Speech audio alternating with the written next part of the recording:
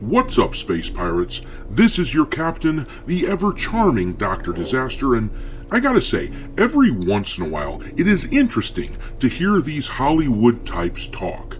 Normally, I just want them all to shush up because everything they say is so grating. Shut up! Shut up! Shut up! But celebrities can be very candid when they're trying to cover their own butt. Take Dakota Johnson here, for example. Normally, she's not someone that I'd want to listen to because usually everything that she is gonna say will be filtered through the lens of making sure that she meets her contractual obligations. For example, actors typically don't trash their own movies because contractually they're supposed to help sell the things. But now it seems like Dakota Johnson doesn't give a crap.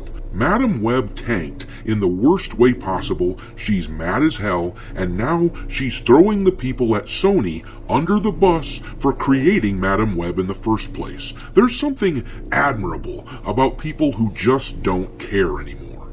I don't give a rat's ass. I salute you.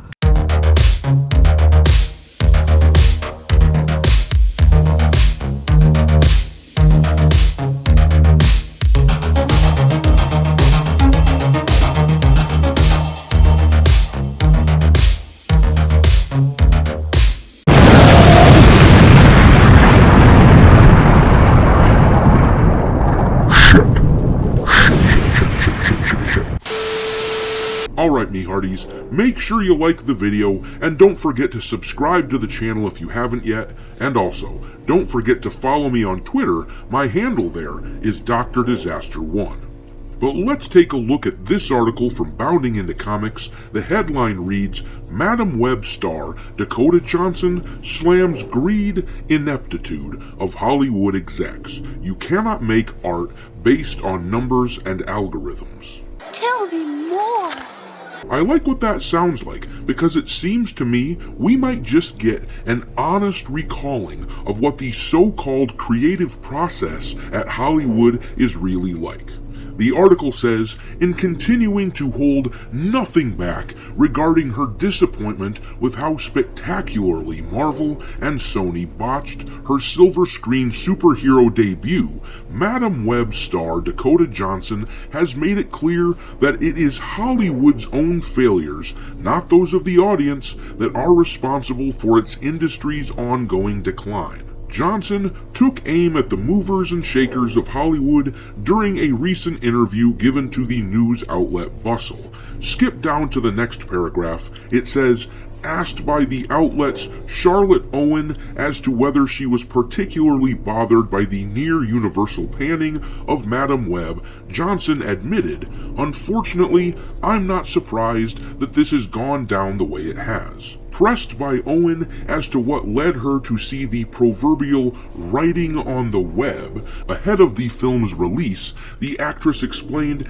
it's so hard to get movies made, and in these big movies that get made, and it's even starting to happen with the little ones, which is what's really freaking me out, decisions are made by committees, and art does not do well when it's made by committee. I am not a committee! Yeah, that's all these media companies are nowadays. They're too big for their britches, so now they are just a series of committees. It's a bunch of lame corporate nincompoops talking about demographics and shit rather than focusing on the story that they should be telling.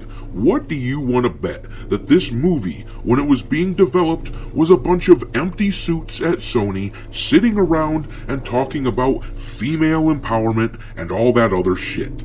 Let's get a bunch of girls on the screen and show them being heroes, because our studies indicate that's what people want. I mean, let's face it, only a committee would take someone like Sydney Sweeney, who looks like this in real life, and make her look like this on the screen. Only a committee who would be stupid enough to try to sell superhero movies to girls would think that taking away Sweeney's two greatest assets would be a good idea. Because let's face it, there are two reasons why Sweeney is popular these days, why her appearance on Saturday Night Live last week was one of their most popular episodes, and neither of those reasons were on display in Madam Web.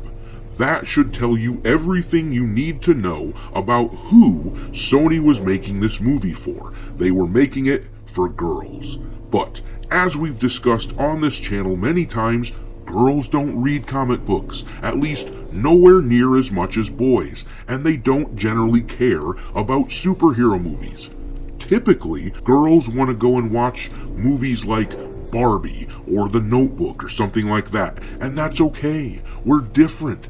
It's okay for girls and boys to be different. If you don't like it, you can just take it up with reality. But anyhow, Dakota Johnson wasn't done yet. Elaborating on her argument, Johnson continued, "Films are made by a filmmaker and a team of artists around them. You cannot make art based on numbers and algorithms." Amen. I gotta admit, I'm actually kinda starting to like Dakota Johnson here. I have long decried the impersonal nature of art being ordered by a corporation. Good art doesn't work that way. Good art is made because the artist had something to say, a story to tell. Bad art is when someone orders it. Compare the original Star Wars films to what we get nowadays if you want an example of what I'm talking about. But Johnson continued, "My feeling has been for a long time that audiences are extremely smart and executives have started to believe that they're not," she added. "Audiences will always be able to sniff out bullshit, even if films start to be made with AI. Humans aren't going to effing want to see those."